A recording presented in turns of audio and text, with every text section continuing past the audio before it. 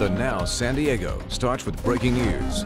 Breaking news, one man being taken to the hospital after being stabbed in Choya's Creekside Park, just across from the Euclid trolley station. Good afternoon, I'm Kimberly Hunt. Photojournalist Jenny Creighton is in the 10 News breaking news tracker from the scene where this happened and where a search is now on for the suspect. Jenny. Kim, that's right. The search is by air and by ground. They're looking for a man who was seen leaving this area at Choya's Creek Park. Right down here as I push in, you'll see where one man was stabbed. So take a look at some video we shot just a few minutes ago. Man was down there on this trail in the Creekside Park. This Creekside Park is a beautiful little park here on Market Street, just north of Euclid. Family oriented, it has a bridge, it has hiking trails. And from what I'm told from one of the witnesses who watched this, he thought two men were in on an embrace, and all of a sudden one of them slumped to the ground, and he noticed he'd been stabbed. A female companion came over and asked everybody to call 911. Everybody did. And of course, San Diego police here, they brought the helicopter out. The police Able helicopter crew searched for the suspect. They're still searching for the suspect, and we do not know the motive for the stabbing. Kimberly will continue to monitor this and get more information. I'll send it back to you in the studio. Yes, we know when more information comes in on that suspect, you'll be there. Thank you, Jenny, for that. President Trump narrowing down his picks for a Supreme Court justice. 10 News anchor Brian Schlonsky is in the 10 News Live Center with an update on this. And Brian, he set an official date for when he would announce his decision, and he's wasting no time. Wasting no time, Kimberly. He did announce that today. That date today, President Trump saying he plans on announcing his Supreme Court choice on July 9th. The president also gave some insight today on who exactly that person may be. We know this pick will be coming from a list of 25 names that Trump released during the campaign and narrowed down to 7 candidates that will likely be interviewed. From that list, the president says he's considering 2 women. The pick to replace the retiring Justice Anthony Kennedy, of course, a big deal, will be part of shaping American law for decades.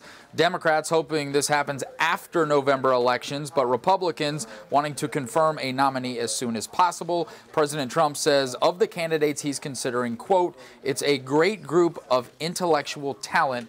We'll see who that name is on July 9th. Brian Schlonsky, 10 News. Thank you, Brian.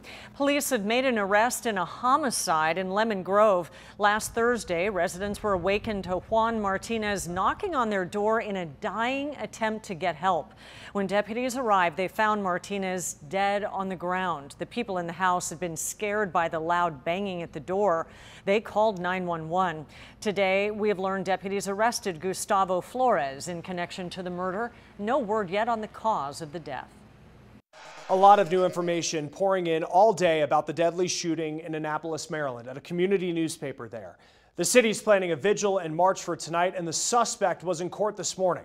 We're going to get you caught up on the investigation in just a moment, but we want to first talk about the victims of this tragedy, 4 journalists and a staffer. They're all being remembered today with a memorial outside their office. The Now's Kamasi Aaron, she is there at the scene and starts off our coverage. Kamasi? Chris, people have been coming by this memorial all day, leaving things here. A lot of people knew these victims personally because they say Annapolis is a small, close-knit town, but most people, they know this paper. It's been in this community for decades. So you have people who have been coming by wanting to pay their respects to the journalists who work so hard to share the stories of their community. But there is a common theme among people that I've spoken with, and it's enough is enough. They are tired of seeing memorials like these for shooting victims, and they believe that more should be done. So coming up a little bit later in the show, I'm going to tell you more about what people here said to me about this memorial, about this shooting, and also I want to show you this issue of the Capitol. It was published today despite the deadly shooting that happened in that newsroom. Now we're going to send it over to Chris Welch, who has more on the suspected killer. I'll say this. The fellow was there to kill as many people as he could kill. Our first look at Jared Ramos. Police updating us today that he was armed with a pump-action shotgun he'd purchased legally. Police say he started shooting up the Capitol Gazette Thursday afternoon from the outside, then burst in and killed 5 people and injured 2 more. Police found evidence of planning in his apartment. It shows what we knew we would find, which is that we have one bad guy and that for his own reasons, he chose to do what he did yesterday. Ramos, quote, attempted to conceal himself under a desk where he waited for police to arrive. He was positively identified on the surveillance video from the incident. We brought to the judge's attention the evidence that suggested a coordinated attack, the barricading of a back door, and the use of a tactical approach and hunting down and shooting the innocent victims in this case. In these court documents obtained by the Now, they've charged Ramos with, quote, shooting and murdering in the first degree. It turns out Ramos had a beef with the newspaper. He accused the paper of defamation in 2012 over an article written in 2011 covering a criminal harassment charge against him. A judge threw out the case, but Ramos continued to harass the paper. The paper did consider filing criminal charges, but decided against it. He now sits behind bars without bail. Reporting for the Now, I'm Chris Welch. Investigators in Maryland face tough questions today about missing social media indicators that may have helped prevent the Capitol Gazette shooting. 10 News reporter Cassie Carlisle looks into one tool that police were not able to use and discovered law enforcement has used it in San Diego. Back in 2016, if you posted a threat online, applications like GeoVideo would take the information, flag it, and send it to local law enforcement. This morning, Chief of Anne Arundel Police frustrated at why it went away. We lost a great tool with GeoVideo a couple years ago. It was the national conscience that decided that we weren't going to be able to use it. It made our job a lot easier as it relates to following things, phrases, areas on social media. Agencies like the San Diego City Police Department and county sheriffs had contracts with the aggregator application before it came under scrutiny. The ACLU posting this article in September of 2016, calling it spying software. Lecturer Wendy Patrick says it's a balance. We've got to weigh personal privacy against national security. And as you can imagine, people are somewhat reluctant to give up too much of their personal information. GeoVideo would use your location to flag information online, something the ACLU said police agencies used to monitor protests. After the article was published, San Diego County Sheriff's Department says social media sites blocked the application's access. Tools like GeoVideo becoming useless. So many of today's mass shooters, mass murderers have a digital footprint. The challenge for law enforcement is viewing it before the crime is committed. And we have reached out to the ACLU for a comment, and they have not gotten back to us. Reporting in downtown San Diego, Cassie Carlisle, 10 News. Thank you, Cassie.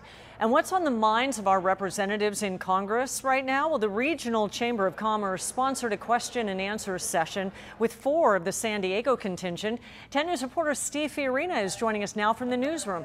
Steve, you've got a wide range of responses on several topics.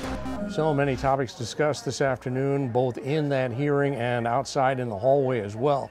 Everything from border issues to international trade to the Supreme Court. The 3 Democrats and 1 Republican took questions from community leaders as well as from reporters.